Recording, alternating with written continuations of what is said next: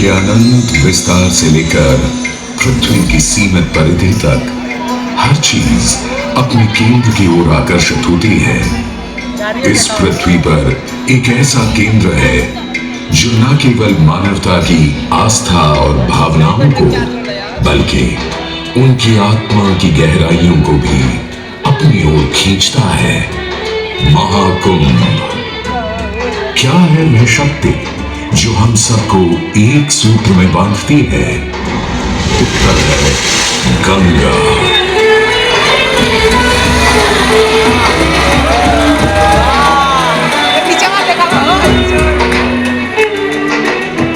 किंतु गंगा क्यों?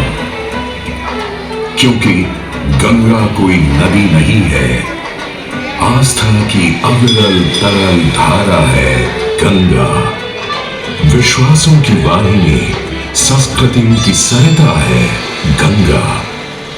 और इस स्थान पर, इस प्रयागों के राज में श्वेतरंगा गंगा का संगम होता है अपनी दो बहनों श्यामल वर्ण यमुना और अदृश्य सरस्वती से। और इस त्रिवेणी संगम के कारण ही यह जगह इतनी महत्वपूर्ण हो जाती है। गंगा के उद्गम के बारे में जो पौराणिक कथा प्रचलित है वो बड़ी ही रोचक और मनमोहक है। तो आइए क्यों ना आज हम आपको गंगा अवतरण की कहानी सुनाएं, दिखाएं। दानी था राजा बलि पर करता था दम, पूरी पृथ्वी पर फैला था उसका ही आतंक। उसके आतंक को रोकने विष्णु ने धरा एक रूप, 52 अंगुल का बौना बनकर पहुंचे जहां था भूत।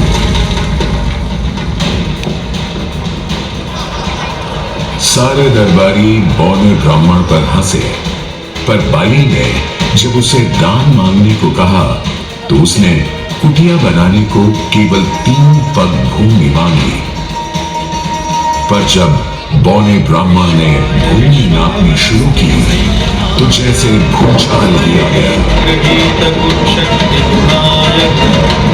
वामन ने पहले पग में पूरी धरती नाप ली और अगले कदम से स्वर्ग।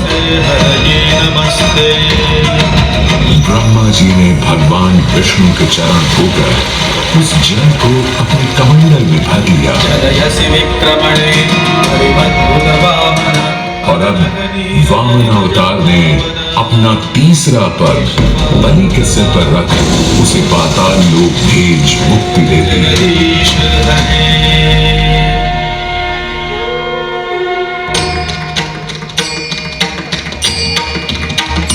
अब स्वर्ग लोक में भगवान ब्रह्मा जी ने जब चरणामृत में हाथ डाला तो वहीं से निकल आई चंचल निर्मल धवल गंगा जी। पवित्रा किंतु चंचला, आज से तू मेरी पुत्री और नाम तेरा गंगा।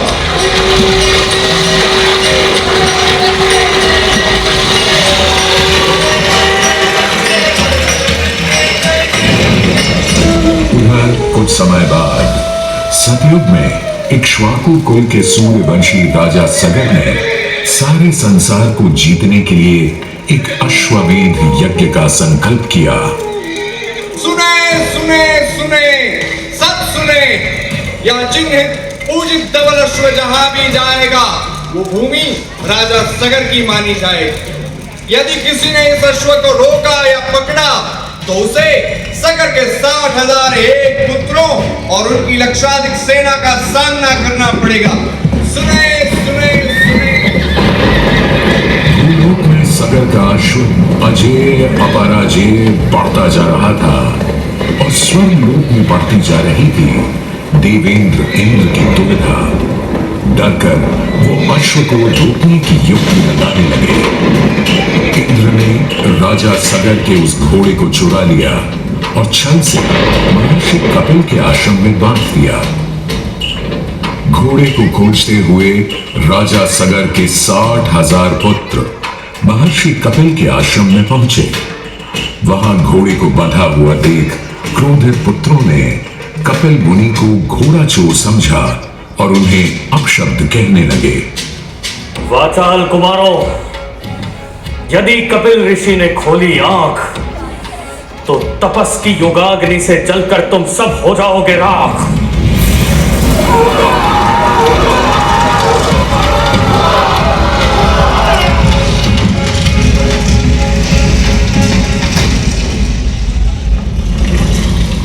उधर सगर थे चिंतित।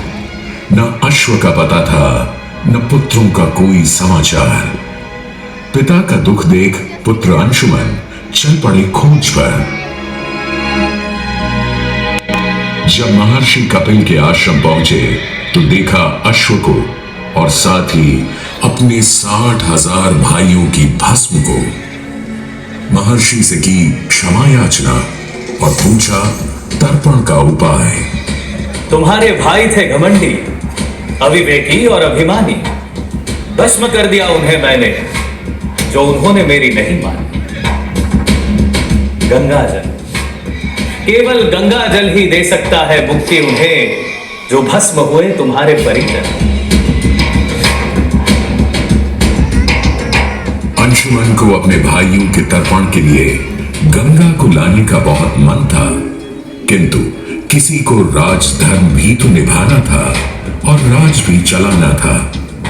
देखते देखते 7 पीढ़ियां गुजर गईं, पर 7 पीढ़ियों के बाद समय आने पर राजकुमार भगीरथ ने राजा बनने से साफ मना कर दिया।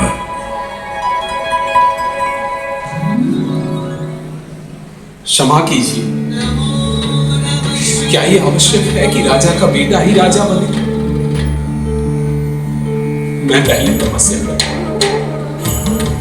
और फिर ब्रह्मा से गंगा को मांग कर पृथ्वी पर ले आऊं और फिर उनके पावन पवित्र जल से अपने 60,000 पूर्वजों का तर्पण करूं। दिन वर्ष बदले, ऋतुओं की हवा बदली, नदियों के किनारे बदले, किंतु नहीं बदला भगीरथ का संकल्प। गंगा अवतरण। ब्रह्मणे ब्रह्म विज्ञान दुग्धोदधि विधायिने ब्रह्म तत्त्वादलीश्वरा। पुत्र भगीरथ, हम तुम्हारे तप से प्रसन्न हैं। बताओ क्या आशीर्वाद चाहिए?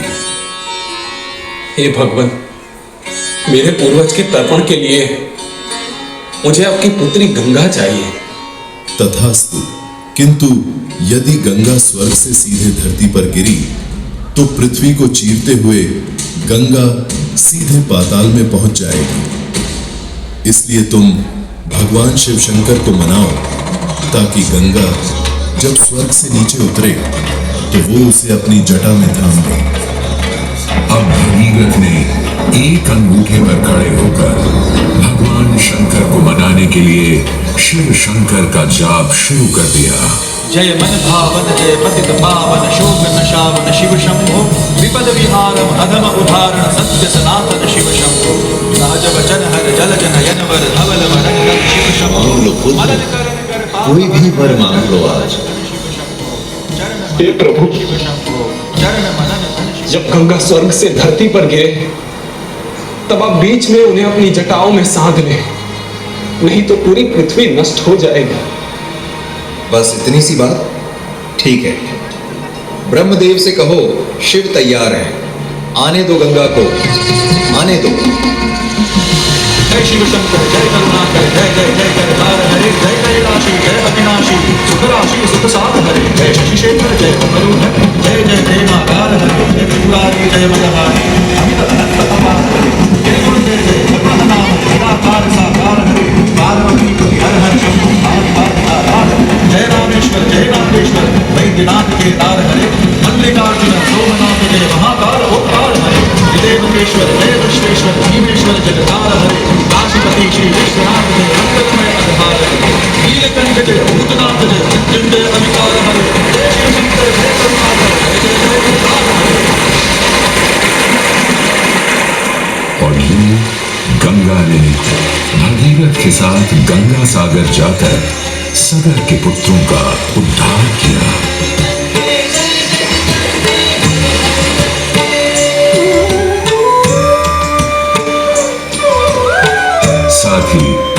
वह भारत की सबसे महत्वपूर्ण नदी बन गई, जिसका भारत के जीवन में धार्मिक, आर्थिक, सामाजिक, ऐतिहासिक अभिदान अनंत है।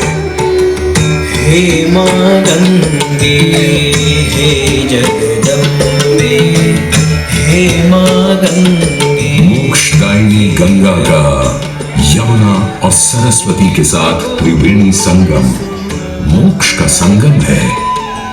प्रत्येक 12 वर्षों में यह महाकुंभ का स्नान करता है सर्व सिद्धि प्रदान और देता है मोक्ष का वरदान। हे मां गंगे,